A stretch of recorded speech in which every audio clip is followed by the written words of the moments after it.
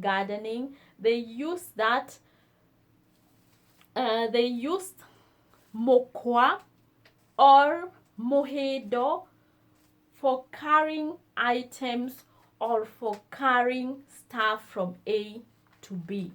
So this is where we see the mokwa coming into place, or also known as mohedo. It is still even common up to today, and it's still used in many occasions. I have seen it used in funerals also, when they are dropping, like when they are not really dropping, but when the coffin is like going down, is being dropped down to that burial place.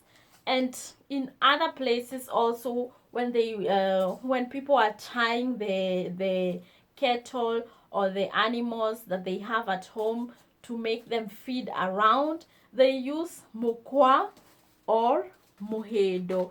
But basically uh, the uh, the main thing here, it was used for carrying firewood or carrying items or carrying weeds or feeds for the animals or the cows or the cattle or the livestock that were being kept in the homestead. Now, the next thing we have is mashoya. Mashoya are the leaves from a banana tree. Those are the ones that we call mashoya. Now, mashoya were used for covering food that was cooking. For example, when the women were cooking sweet potatoes or arrowroots, which we have already seen, called ndoma, or bananas, they used mashoya to cover that food that was boiling. So this is how the mashoya came to place. In other occasions, mashoya were also used as feeds for livestock or for cows, for goats, and so on and so forth. In other communities, I have already seen, like, I think people from Ethiopia use them for human consumption or for making beer. I don't know about this, but something of that sort. But in our Kikuyu traditional home, these were used for covering boiling food or covering food that was cooked, but mainly food that was being boiled. Remember, back in the days, people didn't have a lot of household items.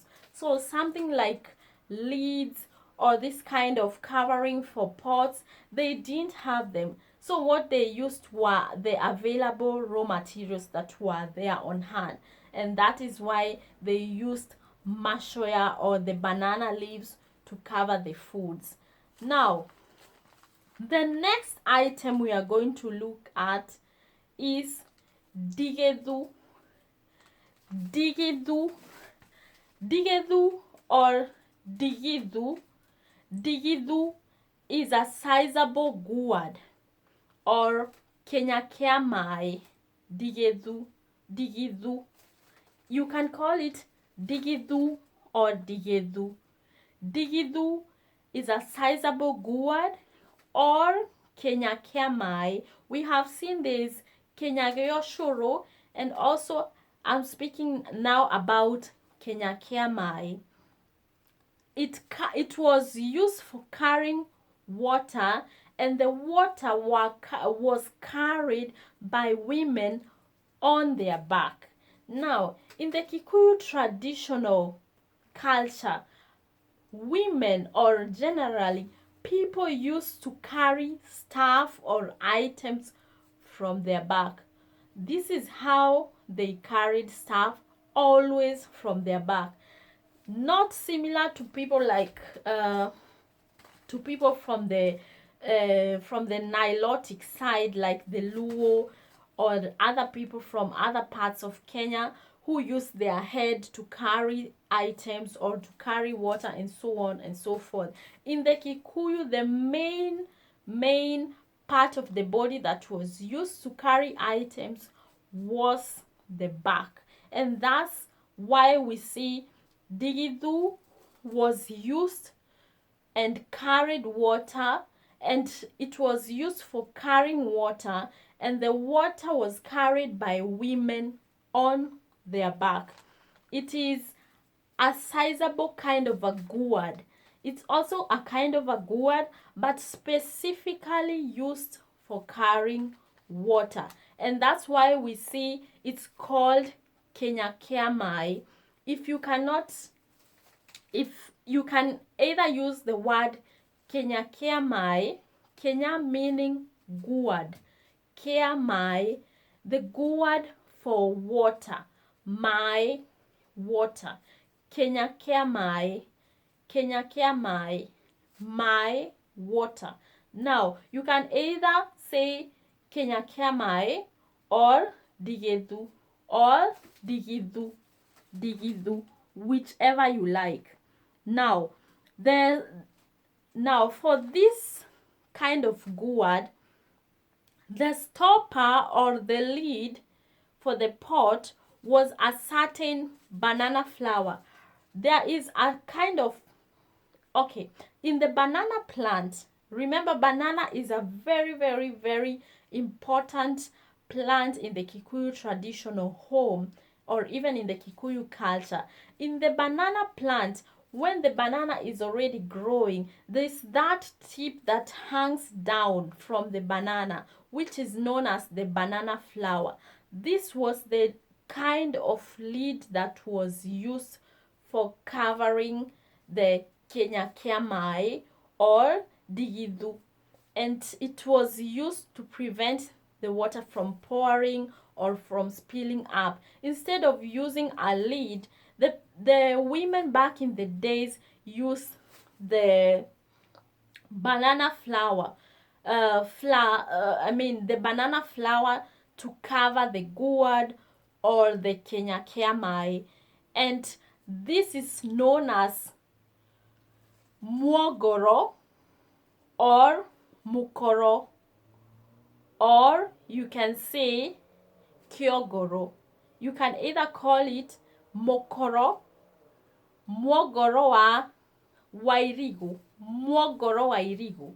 Muogoro is that banana flower. Wairigo for the banana. Irigo is banana. Banana flower. Muogoro wa irigo or kyogoro. Actually, how I know it from my culture or from the place I come from, they used to call it kyogoro, and that is exactly what was used to cover, or to use as a lid to cover the Kenya Kiamai, to prevent the water from spilling off. Remember, back in the days, people didn't have tap water, so they fetched water from the rivers or from the lakes or from boreholes and so on and so forth. And that's why we see that Kenya Kiamai was used for for fetching water and also for transporting water. So Kenya Kiamai or digidu was covered with kiogoro or muogoro wa irigu. I hope you are getting what I mean. So it is it's kind of a complex if you've not seen this, but anyway, it's still possible to learn. I'm going to insert some images and let you guys know what exactly I mean with Kenya Kiamai or muogoro wa irigo or kiogoro kia irigo. And something very interesting, the banana flower had actually it had several health benefits, and these were basically for the women's health.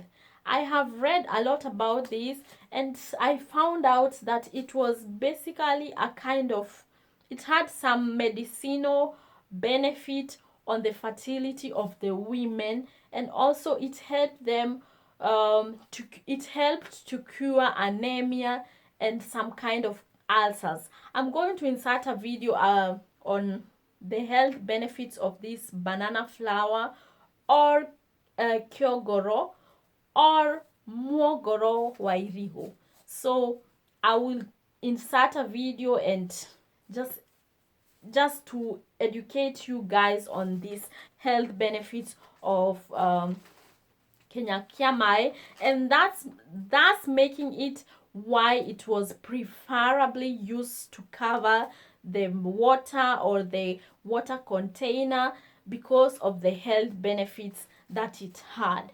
Now, last but not least, we are going to look at is an item known as headdress or fly whisk. Now, what is a headdress or fly whisk? Now, it's made using a cow tail fitted firmly with wooden hands, made by men and carried by elders as a symbol of status. For example, Mzee Jomo Kenyatta.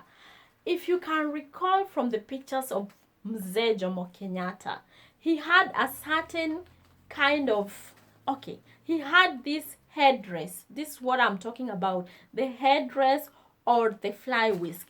He had this kind of an item in every picture, and he used to raise it like this, like, you know, when he was giving a speech or when he was addressing the nation, he used to like swing it around. It's a certain kind of like I've already mentioned, it's made using a cow tail fitted firmly with wooden hands. Now, it's also made of sisal rope dyed with castor oil. Now, it was used by Kikuyu elders during ceremonial occasions. Like I've already mentioned, it was mainly used, if you can recall, on the history of Kenya or even the history of those Kikuyu icons. We have Mzee Jomo Kenyatta, who used to have this fly whisk or the headdress, and it was, like I've already mentioned, it was used like a symbol of status, someone who had political status or someone who had a high position in the community. And this brings me to the end of this video.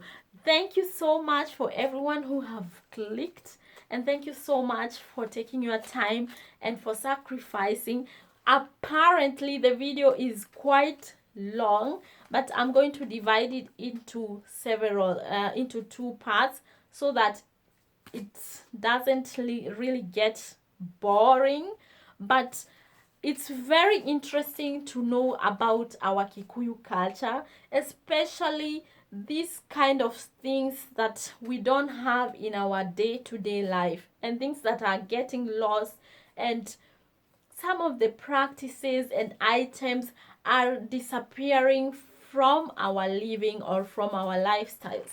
So I find it very, very interesting. Apparently, it's not really easy to bring out this information in such kind of videos, but I'm trying my very best. Well, I have to also acknowledge the other thing. I want to appreciate everybody who have been subscribing and everybody who have been encouraging me in this channel. I want to say a big thank you to you all, and thank you so much for always supporting me and always giving me a lot of encouragement. And even for those who have been giving me critics, I still acknowledge that, and I want to say thank you so much. Until we meet again next time, stay safe wherever you are. Don't forget to share, comment down the section below, and as usual, don't forget to subscribe if you haven't. And also, guys, I want us to engage in a certain kind of communication. If you know more about this kind of items that were found in the Kikuyu traditional household, please feel free to comment down the section and let me know about them. If there is more information that I haven't mentioned, please feel free to tell me or even to educate me. I may not be an expert in that, but I will definitely appreciate more information, more ideas, and many other things, or anything to hear from you guys. So let's let's meet in the next video. And yeah, stay safe wherever you are, and good night.